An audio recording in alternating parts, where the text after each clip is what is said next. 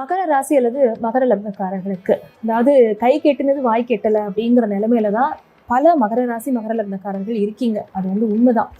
ஏன்னா நல்ல வேலை கிடைச்சதுன்னு சொல்லிட்டு ஒரு இடத்துக்கு மூவ் ஆனவங்க அந்த வேலையில ஐயோ ஏற்கனவே இருந்த இடமே பெட்டரோ தெரியாம இங்க வந்துட்டோமோ அப்படிங்கிற ஒரு கஷ்டத்துல இருப்பீங்க. இந்த வேலையை விட்டுட்டோம்னா அப்புறம் நம்ம என்ன பண்றதுங்கிற ஒரு இன்செக்யூரிட்டிங்கிறது உங்களுக்கு ஃபுல்லா சூழ்ந்து இருக்குன்னே சொல்லலாம்.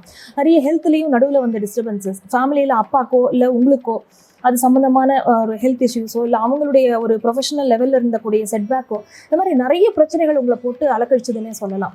ஏன்னா உங்களுக்கு 8ஆம் இடத்துல போய் கேத்து பகவான் உட்கார்ந்துருக்கார், 2ஆம் இடத்துல ராகு இருக்கார். இப்போ என்ன பண்ணும்னா பொருளாதாரத்துல உங்களை அதை தேட சொல்லி ஒரு ரொம்ப ப்ரெஷரை கொடுத்து உறவுகள்கிட்ட உங்களை கொஞ்சம் நகர்த்தி வைக்கும்.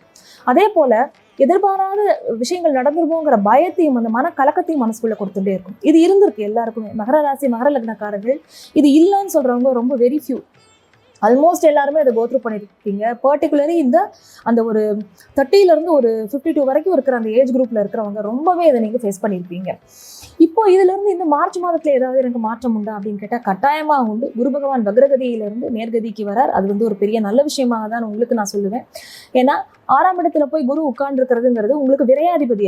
அவர் போய் 6ஆம் இடத்துல இருக்கார். ஓகே, அதே நேரத்தில் உங்களுடைய 3ஆம் இடமான தைரிய வீரிய விஜயஸ்தானத்திற்கு உண்டானவர் போய் 6ல் உட்கார்ந்துட்டு இருக்காரு. ஸோ எல்லாத்துலேயுமே ஒரு ப்ளஸ்ன்றதா ஒரு மைனஸும் இருக்கதான் இருக்கும் இல்லையா?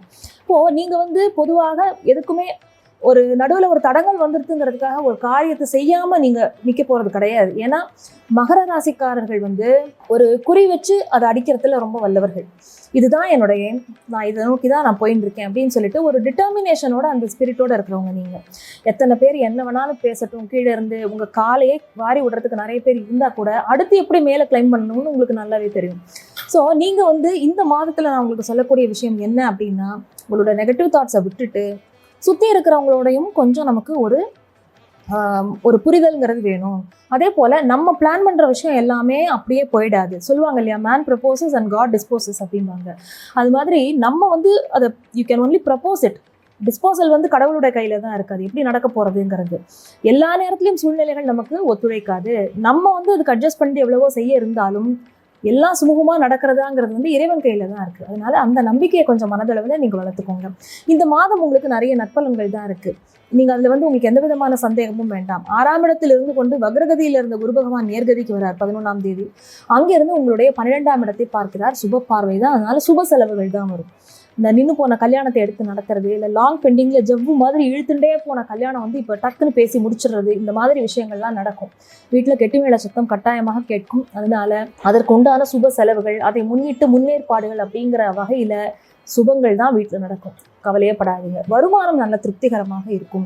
குடும்பத்தில் புது உறவினுடைய வருகை அப்படிங்கிறது இருக்கும். பல பேர் வீட்டில் குழந்தை பேற்றுக்காக காத்துட்டு இருக்காங்க அப்படின்னா அந்த ஒரு மழலை சத்தம் கேட்கக்கூடிய வாய்ப்புகளும் இருக்கும். மனசு திருப்தியாக இருக்குங்க. நீங்கள் உங்களுக்கு 12ஆம் இடம் சுப செலவுகள் பண்ணுறதுனால உங்களுடைய 2ஆம் இடத்துலையும் குரு பார்வைப்படுறது, அதே போல் குரு பகவான் உங்களுடைய 10ஆம் இடத்தையும் பார்க்குறாரு. தொழில் நல்லா போகும். வேலை செய்கிற இடத்துல பரவாயில்ல, இத்தனை நாள் நீங்கள் வேலை செய்கிற விதத்தையும் உங்களுடைய அந்த கேப்பபிலிட்டி என்ன அப்படிங்கிறதையும் நீங்களே ஒரு ஸ்வாட் அனாலிசிஸ் பண்ணி தெரிஞ்சுப்பீங்க. நான் இப்படியெல்லாம் யோசித்தேன், அது இப்படி நடந்தது, ஸோ இதுதான் என்னுடைய வீக்னஸ், ஓகே நான் இதை சரி பண்ணிக்கிறேன் அப்படின்னு உங்களுக்கே உங்களை பற்றின ஒரு புரிதல் உண்டாகும். உங்களுக்கே உங்களை அப்படியே ஒரு மிரர் மாதிரி எடுத்துக்காட்டும் இந்த காலகட்டம். அதனால இந்த 3 மாத காலத்தை நல்லா யூஸ் பண்ணிக்கோங்க. ஜூன் மாதம் வரைக்கும், கிட்டத்தட்ட மே மாதத்தினுடைய கடைசியிலேயே உங்களுக்கு நிறைய அற்புதமான மாற்றங்கள் வரும். மனசுக்கு பிடிச்ச விஷயங்கள் நல்லா நடக்கும். நீங்கள் ஆளே அப்படியே நல்லா தொடச்சி விட்ட ஒரு விளக்கு மாதிரி ஜொலிக்க போறீங்க. அதனால மகர ராசிக்காரர்கள் முதல்ல கவலையை மனசுல தொடச்சி எரிஞ்சாலே போடும். உங்ககிட்ட இயல்பாகவே ஒட்டி கொண்டிருக்கின்ற அந்த தன்னம்பிக்கை, நீங்கள் உள்ளுக்குள்ள கவலை இருந்தால் கூட வெளியில காமிச்சிக்க மாட்டீங்க. அடுத்தவங்களை நல்ல ஒரு பூஸ்ட் பண்ணி முடியும் நம்மளால பண்ணு அப்படின்னு சொல்லிட்டு நல்ல ஒரு என்கரேஜிங் ஒரு ஸ்பிரிட்டாக தான் நீங்கள் இருப்பீங்க. எல்லாருமே கிவ் அப் பண்ணி ஒரு சுச்சுவேஷன்ல இதை நம்மளால புல் ஆன் பண்ணி கொண்டு போக முடியாதுன்னு நினைச்சா கூட நீங்கள் அந்த இடத்துல நல்ல ஒரு தைரியம் தன்னம்பிக்கை கொடுக்கக்கூடியவர்களாக இருப்பீர்கள். அதனால அந்த உங்களுடைய இயல்பை என்றைக்குமே நீங்கள் மாற்றிக்காதீங்க. உங்களுடைய சின்ன சின்ன மிஸ்டேக்ஸ் இருந்தால் கூட அது என்னன்னு சொல்லி யோசிச்சு கரெக்ஷன் பண்ணிக்கக்கூடிய காலகட்டமாகத்தான் இது இருக்குது. மற்றபடி வீட்டில் உங்களுக்கு இந்த வருமான பாவகம் அப்படிங்கிறது நல்லா விருத்தியாகும். இந்த காலகட்டத்தை நல்லா யூஸ் பண்ணி இருக்கிறது எல்லாத்தையுமே ரொம்ப சுபவிரயங்கள் நம்ம சொன்னால் கூட அதையுமே ஓரளவு திட்டமிட்டு பண்ணுறது அப்படிங்கிறது உங்களுக்கு அடுத்து வரக்கூடிய காலகட்டத்தை ஓரளவு நம்ம கையை பிசைஞ்சு நிற்காம மன திருப்திக்காக எல்லாமே பண்ணிட்டு அடுத்த மாதம் என்ன செய்யறது, எங்கேயோ துண்டு விழறதுன்னு யோசிக்க கூடாது நம்ம.